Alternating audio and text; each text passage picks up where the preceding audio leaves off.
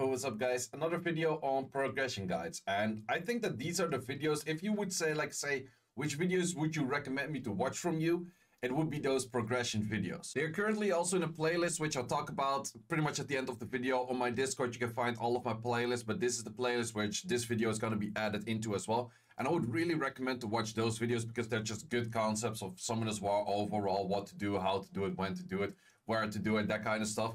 Rather than like a specific dungeon team. Like those videos are definitely very nice, but these videos are really making you understand like how you can be efficient at playing the game and all of those kind of good things. But about the playlist, more at the end of the video. Some people recently told me, yeah, you know, the save video is good the moment the notepad comes out. So here we have the notepad. So first of all, what do I recommend for starting with farming is set your goals. And your goals is mainly like pretty much like anything in life, right? Like if you don't set goals and you just start like mindlessly going down one path, like you're gonna end up at some point like, yeah, what I'm actually doing. So set goals.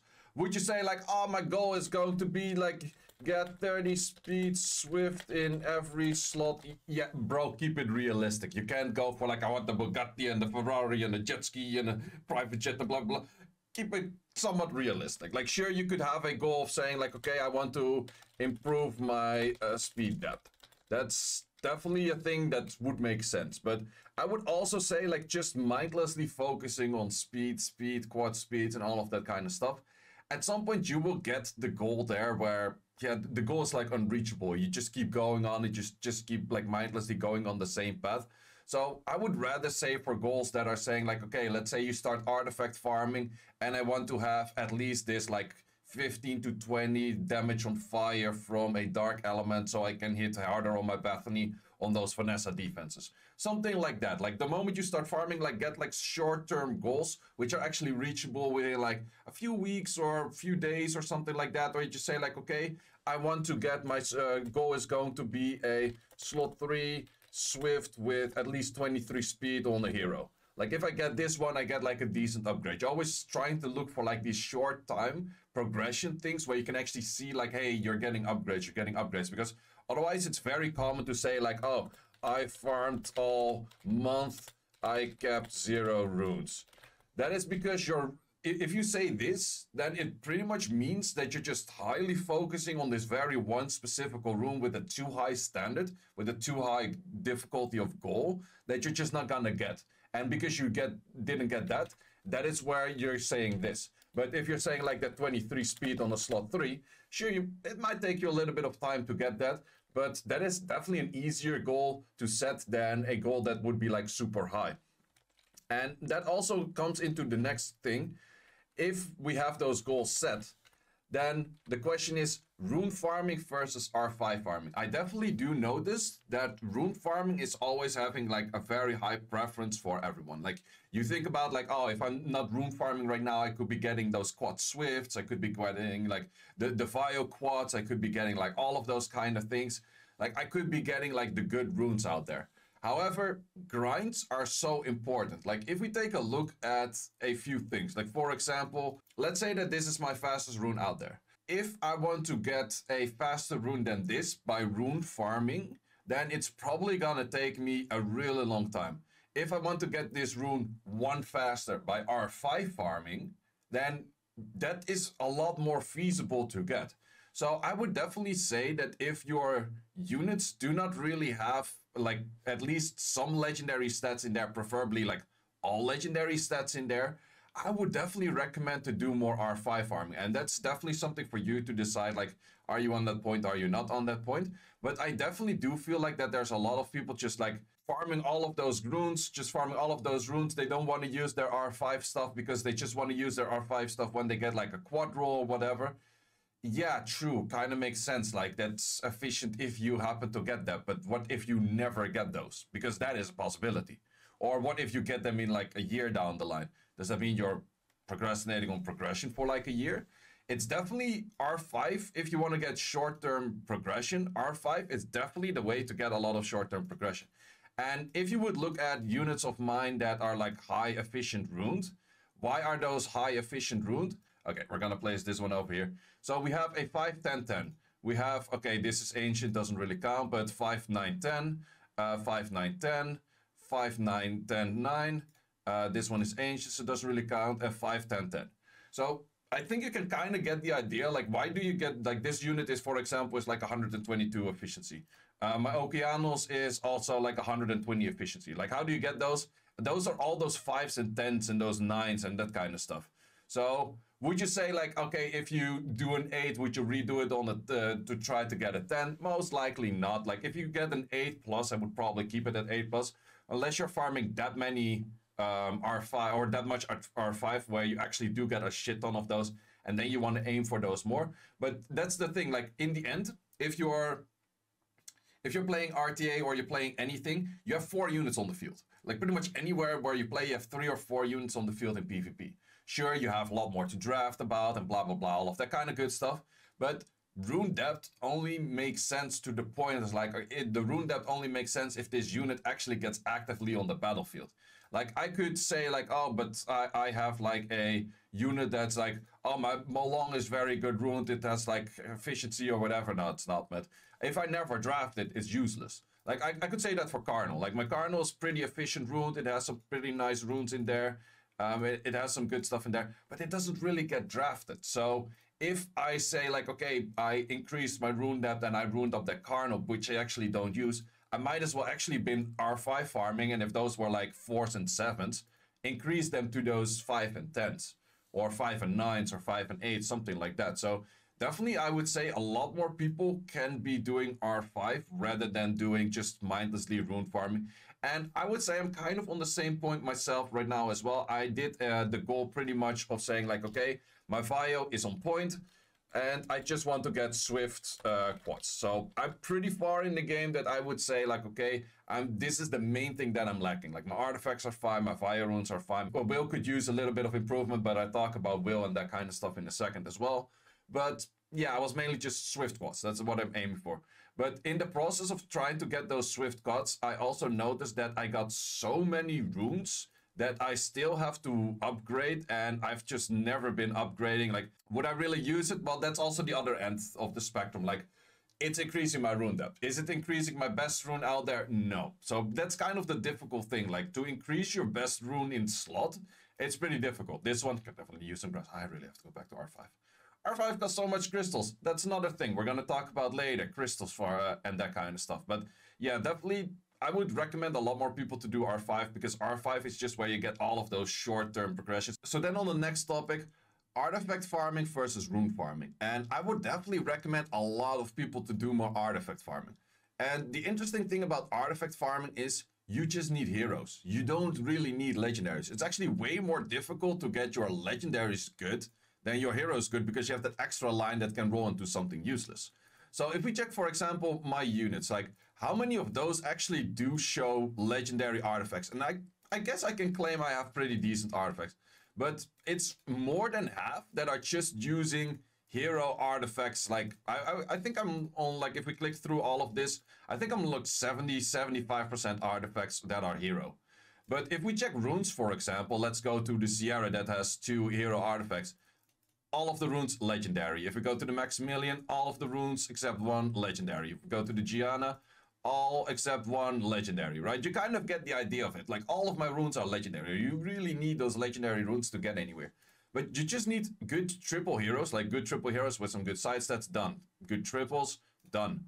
This thing as well, like, it's even like split out in 2 different lines, totally fine. Here, kind of same thing as well. Well, this is a little bit, well, it has the accuracy in there, which it needs for that, but that's what I'm saying. Like, you just need to farm artifacts for about 2 to 3 weeks, get those heroes in, because getting maxed out heroes is really not that difficult compared to trying to get like a quad in whatever. Like, it's like 100 times easier. So for that reason, you only need to farm a bit of artifacts. And I would say, like, sure, getting those kind of artifacts or those kind of artifacts, yeah, those are the juices. Those is what you're looking for if you get the best out there. But it's not really your goal. Your goal is going to be, like, let's say if I want to get an accuracy S3, this one has an accuracy S2, for example. I need an accuracy S2 22%, 23%, 24%, I'm done. I don't need too many of those, but that is like, you need at least 1 or 2 of those to get that Heigang into like just like 65-ish accuracy, and then max it out with something like this. Like, those are the kind of things that you have to be aiming for, which I would recommend to say, like, okay, farm just 2 weeks in PC, 2 weeks in SF, maybe 3 weeks of both, kind of depending like how much time you're farming and what are your speeds on farming and that kind of stuff. But I definitely highly recommend a lot more people to go into artifact farming, because artifact farming is simply just, it doesn't take that much time. You just do it like a month right now, and then you're pretty much done for the whole year. So done on that topic. Next topic is dragons versus necro versus giants. And that is also something that I often get the question is like, oh, should I farm more giants? Should I farm more dragons? Should I farm more necro? Well, the interesting thing is, if we look at the drop table, we have 5 different runes that can be dropped from giants, which of the despair is the lowest drop rate. It's just a slight bit, like a few percent lower. But if we go to dragons, it is 6 runes. And if we go to necro, it is 5 runes once again. What does that mean? Well, it does mean that Vio is also the lowest drop rate from this drop table, which does mean that you're getting most of like focus, guard, endure, shield, revenge. Those are pretty much just straight up not that interesting, not that interesting, not that interesting. Could be okay for siege or arena defense, that could be interesting. Those are a lot of sets that are not interesting. However, Vio is arguably best rune set in the game. But what is interesting for this, I would say, is that Vio, everything that you can get Vio from like events or rune packs or whatever else stuff you do, any kind of things, that I would say focus on those Vio runes when you can. That is definitely a recommended thing. But is it that good of a dungeon to farm? Actually, not really. Like the dungeon itself is just saying like, okay, I want Vio runes, the rest is just kind of crap. Giants is definitely a dungeon that a lot of people like to go to right now. I would arguably say that Despair, because it's not capped, it's more RNG favorable. If RNG goes real good in your favor, then Vio is, because you can only Vio proc once in 1 turn. You can AoE Despair stun in 1 turn. So that's kind of a thing. Plus, you don't give a shit about elements. So I would definitely say, is Despair stronger than Vio at the moment? Not really, but it's really on par. So definitely Despair is really strong. Swift is really strong. Blade can be used for offsets, and these two, well, there is a point probably where you get better Fatal runes than Rage runes just for damage sets. I'm getting kind of close to that point because I've been a lot in Giants these days. So Giants, I would definitely say, is a nice dungeon to farm. Necro, on the other hand, is actually quite an underrated dungeon as well. Like Rage runes, sure, whatever, nice for your dungeon teams, but Will runes are definitely very good. I've been getting mainly my Will runes from Elunia, which is the Dimensional Hole farming, but you don't get enough Will runes to get all of your Will runes in, so this is definitely something that's recommended to still farm for. These you also get from Elunia, yet it's still a very good set. If you care about Siege, Destroy is a very good set. And Vampire, there's actually more and more units with like Minato, with Douglas, with just a few units out there that are still using those Vampire runes. That doesn't make it that bad of a set, so Necro is actually pretty nice dungeon to farm as well. However, we'll talk about that in a second. Necro is super slow to farm, and therefore it's annoying. So that's also a thing, like which of those dungeons would you farm and why? And it's also really depending on your speed team versus safe teams, and then also time versus crystals. But we're gonna talk about that in a second. So first of all, which dungeon do I recommend you to farm? I would personally recommend you to farm either Giants or Necro. And I would say that you would have to do everything towards events and everything else on Vio runes. Sure, you can farm some Vio. It's definitely not bad to switch between the dungeons from time to time. Otherwise, your R5, you're getting all grinds. So you're stacking up a whole bunch of grinds that you're never actually using on anything else. It also helps on World Boss that you get a lot more random runes and you just start upping those with those grinds that you got over there. But I would definitely say Giants is, I think, right now one of the strongest dungeons to farm, and probably also the most chill one to farm. If you have that Thesher team, it's definitely one of the most chill ones to farm out there. Would I therefore say don't farm dragons at all? Well, that's kind of up to you. Like, it also depends what goals do you set, what kind of playstyle do you have. Does that mean that your playstyle need more Fire runes? Does that mean that your playstyle need more Necro runes, more Will runes? Or does your playstyle say, and also the units you have, say that you need more Giants runes? And I think with that, like, I could say I slightly favor Giants than Necro than Dragons at the moment. But if your playstyle is really focused on, I just need a lot of Vio runes, then definitely go for Dragons. So that is something that you have to keep in mind, and that's just up to your account. What units do you have? What runes do you already have? And that kind of stuff. But then the question, and how? So I do have a lot of dungeon teams already. I will be making a video on all of the dungeon teams that I'm currently running. But there's something interesting about dungeon teams and how I'm running that. And the first of all is switching runes for dungeon teams or not. So that means like, okay, can I go straight into dragons right now? And with the units that I have runed right now, could I go straight into dragons? No, I don't have them runed. I only have one dungeon runed at a time. And it might be a little bit annoying, you think, but it's actually not as bad. So there's two reasons why I do one dungeon at a time. And reason number one is it's just faster. I can put my best runes towards the Tesher, like these kind of runes I want to use all the time. And I can actually really optimize this one specific team without thinking like, oh, I also have to have Aprilia for R5, or oh, I also have to put my Deborah to something else. Oh, I also have to put something else somewhere else. Doesn't matter. Like, I only rune one dungeon at a time to keep it as fast as possible. But number two, which is even more important, I can make it as safe as possible. And that is going to be a thing that we're going to talk about later as well. It is actually more important to get safe runs than to get fast runs. Like, fast runs are really cool and all, but we have a limiter on how many crystals we have. At some point, you're going to run out of crystals. And sure, if you're whaling a lot, then you have way more crystals than you have time to farm away. Sure, at that point you could say like, okay, just fast teams, whatever. However, I would highly recommend you to switch your dungeons one by one and just say like, okay, I set my goal, I'm going to farm giants for a whole month. If you're farming giants for a whole month, keep your threshold of saying like, okay, when do I stop farming giants? Free rune removal. That's how I did it way back in the days. Like currently, if you have too much mana, just do it at any day you don't give a shit about. That doesn't really matter.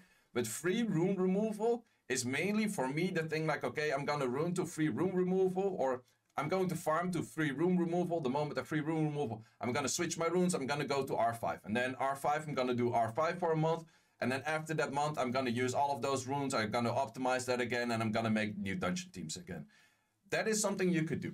It does, however, mean, yes, you're switching your dungeon teams more often. Yes, you're definitely like more crafting on your dungeon teams. It's going to take you a little bit more time. Like, sure, a lot of people would say like, I just want to have everything ruined and then never look at it again, and then it's fine. I would say that that's okay, but I would only say that that's okay if you actually have the, like, it's definitely possible to have like all of your runes spread out and then still have good teams. But I would only recommend to do that if you have teams that are actually very consistent. And that's going to say 99.9% rate of succession and not lower than that. Because if you were saying like, okay, I don't have that many crystals, you do want to get all of your runs into a success. Because in this game, if you don't succeed your run, you're still gonna cost that energy. So definitely try to keep that in mind. But then a question you might get like, if I have to switch my runes all the time for all of these dungeons, like let's say every month or even less, that's so annoying. Like, how do I keep track of what runes were there? Should I like make screenshots of everything and all of that kind of stuff? Well, actually, no.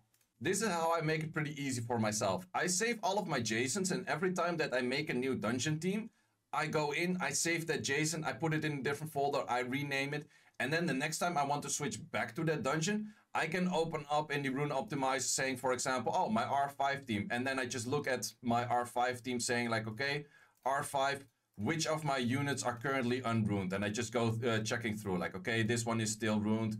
Bale's not ruined. Okay, and I just make like a short list of saying like, okay, which of those units are not ruined? And then I check from the optimizer, how should they be ruined? And then within like 5 to 10 minutes, I have my whole team back together. Sure, for R5 it's a little bit more annoying because you can't ruin them from here. But let's say I were to go back to, we have SF over here. My SF team is definitely still looking the same way. However, like none of these are ruined according to what they should be ruined. Pretty sure like not ruined, not ruined, not ruined. So from here, I could load this into the optimizer, check all of those runes, apply them to my units, and it probably takes me 5 to 10 minutes to get my whole run like running again. So if you did make that team already on your best runes, you can use this in free rune removal. If you have too much mana, you just do this all the time. But this is definitely my way I've been doing for like the longest time of just having every team optimized to the best potential of the runes that I have, with the best runes that I have, and then still being able to switch relatively easy. And that is also a very interesting take on why I would say that the team with the Liam, which is going to be this team, and this team then with the Liam, of course, is highly overrated. And why is this overrated? It's because China is the only armor breaker, and this armor break is a straight up 2.25% chance to fail. if I was farming dragons all the time, I would not be using this team. And that's a pretty interesting take. I would definitely be running something that's slower. I would probably go for some Lauren kind of setup with probably like Twins Vert or like the triple doggo team or anything like that. I would not be running this team. When would I be running this team? If we get an event that you can only get Vio drops from dragons. Like in the first place, I'm not farming dragons. I'm fine on Vio runes, right? But if I can get like just Fire runes from this, sure, I'm farming this with the fastest team out there. Then it makes a lot of sense. But if I was farming this with just all the time, like I would be farming this for a month, but I have like a straight up 2.25% fail rate because of like armor breaks, you're just wasting a lot of crystals, you're wasting a lot of time, and you're wasting a lot of resources in the first place. So I would definitely be going for a safe team rather than a team that's just like failing from time to time. It's also up to you at that moment, because that is also kind of like going on to the next topics already. Time versus crystals. If you have more time than you have crystals, which I think for most people is the case at the moment, because it's so easy to just say like 30 out of farm, go for it. Fine, I'm gonna look at it like in half an hour or like 10 minutes or whatever, how fast your dungeon times are. It's very easy to get rid of all of your crystals right now. You probably noticed that as well. It's very easy to get rid of all of your crystals. For that reason, I would say actually make slower teams, very high consistent teams, and start using those, because you're gonna run out of crystals anyways. Unless you have the following philosophy of saying like, okay, I just get rid of all of my dungeon or all of my crystals, and I can turn off my phone. I don't have to look at it anymore until I get crystals again. It is an option. It is an option. Like, not everyone has their phone always.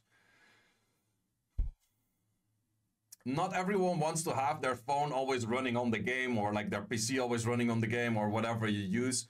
It is also chill to say at some point like, okay, I'm done for Summoners War for today. Like, I finished all my crystals, I'm done. You don't always have to keep farming. So that is definitely something, and then you could actually say like, okay, I do need speed teams because I just want to get rid of it and then turn off my phone. Like, I don't want the phone on for 16 hours on Summoners War.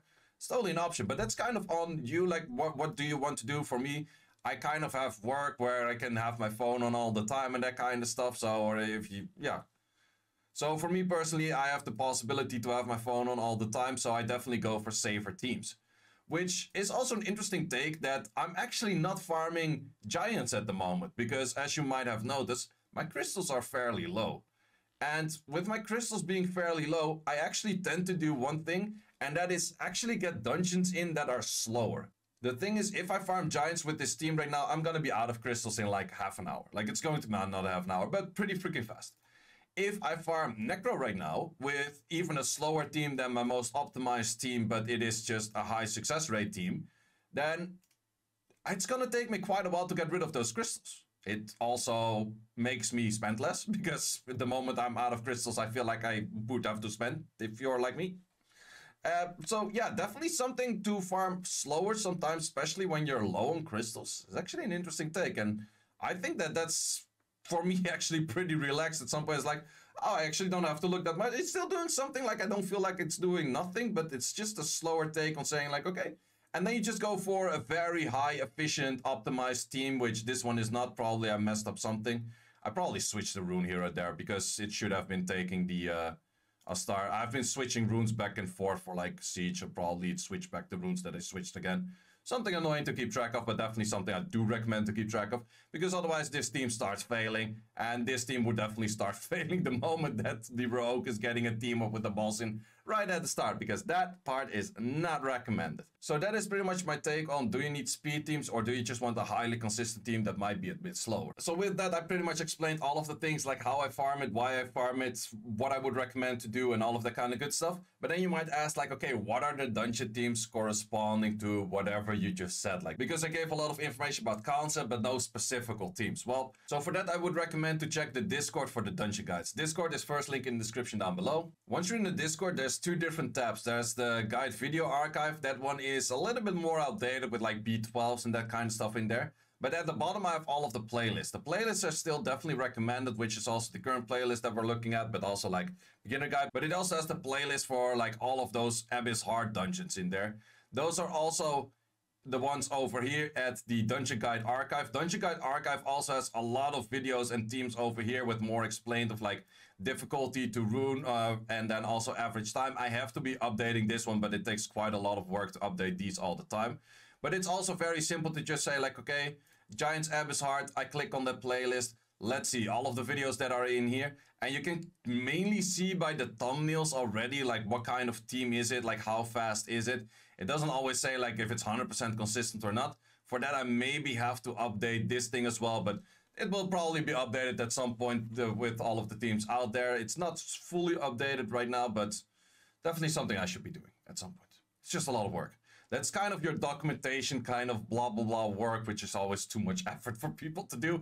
People don't want to do. But I definitely do think it's very useful for people to check out at least like these playlists of saying like, okay, these are the teams. I did update all of my playlists with all of the recent videos as well. And as I was mentioning before, like sure, you have a lot of these like 22 and all of those kind of teams in there. If I would actually be farming dragons a lot, probably I would still use Leon, but would I'm not sure. It might actually just go for a team like this and put the best rune quality to it and maybe work with that it's a 100% team rather than this that could be like, this is like my best going to be like a 98% team because you just have that shine armor breaking, missing, that kind of stuff. So those are just things that you have to keep in mind, guys. Thanks a lot for watching. If you like these kind of videos, hit that like button, subscribe to the channel. Also, if you have any suggestions for any videos, there's also a tab in my Discord for video suggestions. There's definitely a whole bunch of videos out there that are at some point going to be explained, or maybe that you'll give me a suggestion of something that I already explained and just link the video. Or if you have any questions about pretty much anything in the game, like progression, help, what about like grinding this rune, how to hit this AD, you can check out the Discord for that as well. There's a whole bunch of good stuff in the Discord. Guys, thanks a lot for watching. Hope to see you in the next video. Peace. Thanks for watching. If you would like to see more guides, join the Discord and check out the content tab, which has the Dungeon Guide Archive and the Video Guide Archive, which contains all of the guides that you need. Hope to see you there.